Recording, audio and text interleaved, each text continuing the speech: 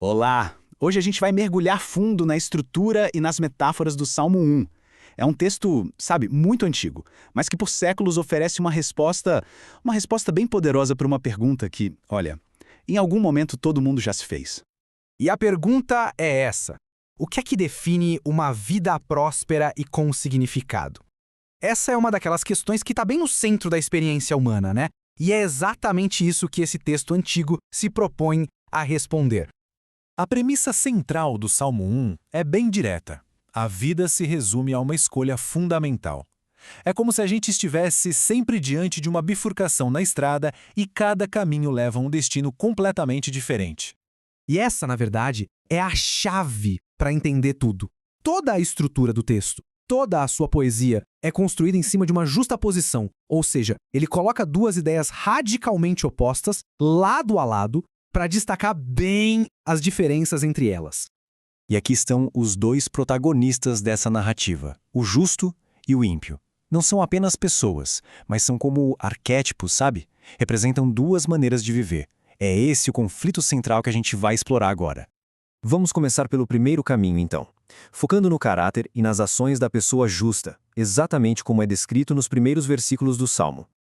Uma coisa bem interessante aqui é que a descrição começa pelo lado negativo. Antes de dizer o que a pessoa justa faz, o texto nos diz o que ela ativamente evita. É uma definição que começa pela separação. E dá para perceber uma progressão bem clara aqui. Não se trata só de passar por eles, mas de não parar para ouvir e, por fim, não se juntar ao grupo. É uma escolha deliberada de com quem não se associar e de quais influências rejeitar. Essa frase, roda dos escarnecedores, é muito forte.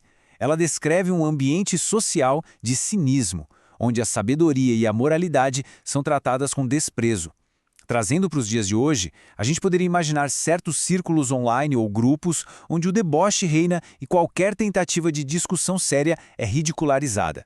O caminho do justo, então, começa por se afastar desse tipo de mentalidade. Mas, e este é um ponto crucial, a vida do justo não é definida só pelo que se evita. Existe um foco positivo, uma ação proativa que é a verdadeira fonte de força desse caminho. É aqui que está a fonte da força.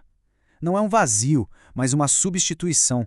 A influência dos escarnecedores é trocada por um prazer e uma meditação constante em um código de sabedoria.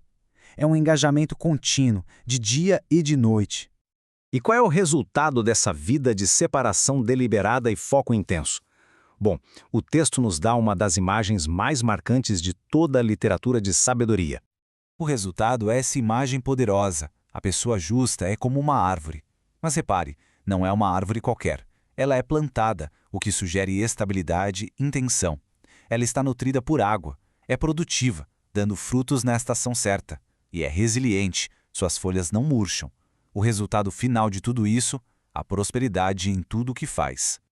Agora, o Salmo dá uma virada brusca, bem dramática mesmo. A gente sai da imagem de estabilidade e vida para algo completamente diferente. Que frase! 4 palavras que redefinem completamente o tom. Tudo aquilo que a gente acabou de ver sobre a árvore é totalmente invertido aqui. O caminho do ímpio é o exato oposto. A metáfora para o ímpio é a moinha, ou a palha. É o resíduo que não serve para nada do grão, sabe? Leve, seco, sem raízes. Sua principal característica é a falta de substância. Qualquer ventinho leva embora. Essa comparação lado a lado é muito reveladora. De um lado temos fundamento, nutrição e produtividade. Do outro, ausência de raízes, secura e dispersão. Uma vida tem controle e propósito. A outra está totalmente à mercê de forças externas. Com essas duas imagens bem claras na mente, o texto nos leva à sua conclusão lógica. Os caminhos não são diferentes só na jornada, mas também e principalmente no destino.